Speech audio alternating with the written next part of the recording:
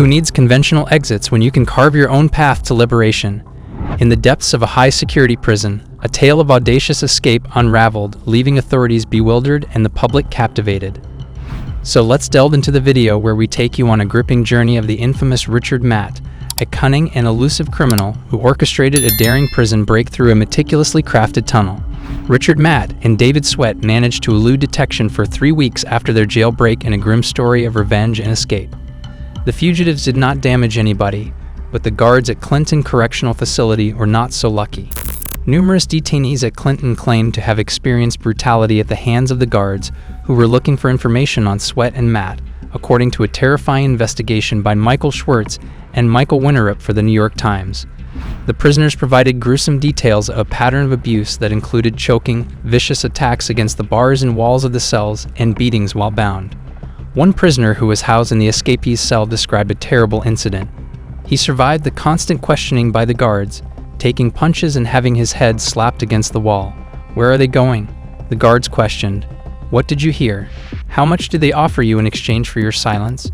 The prisoner stated that one of the guards even threatened to suffocate him by placing a plastic bag over his head.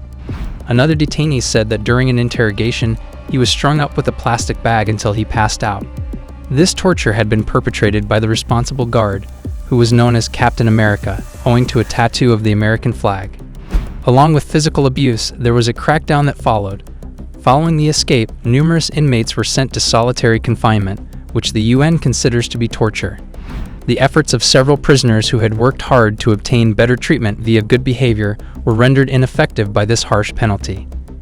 The advantages the inmates had gained were mercilessly taken away, adding to their suffering. One such is Mr. Edwards, who managed 50 prisoners at the prison tailor shop and earned up to $45 per week. He bemoaned, "They took everything from me," and was now relegated to working at Sing Sing as a porter earning only $3 per week. On those who stayed behind bars, the responsibility was transferred. Ironically, no inmates were accused of helping Matt and Sweat make their escape. A few prisoners, however, were charged. Prison seamstress Joyce Mitchell admitted helping the fugitives by bringing in supplies needed for their escape, but she abstained from actually driving their getaway automobile.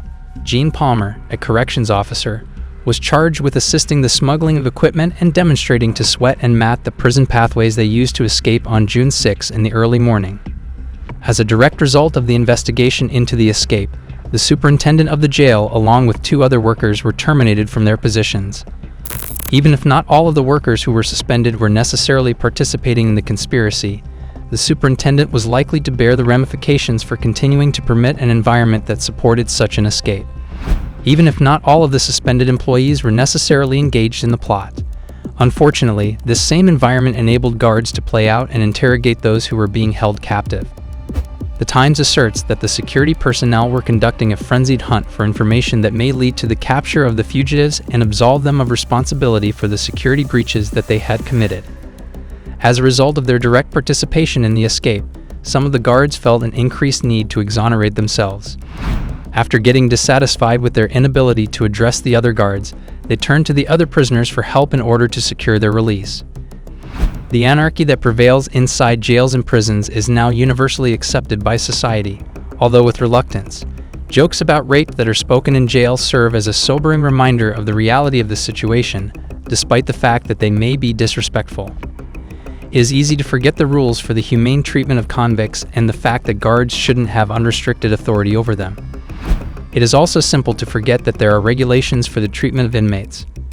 A person should not be punished by being placed in solitary confinement or having their wages cut to $3 per week as punishment for 2 other inmates breaking out of their cell. This is unjust and immoral. On the other hand, there aren't that many compelling explanations for why such heinous acts should be undertaken in the first place.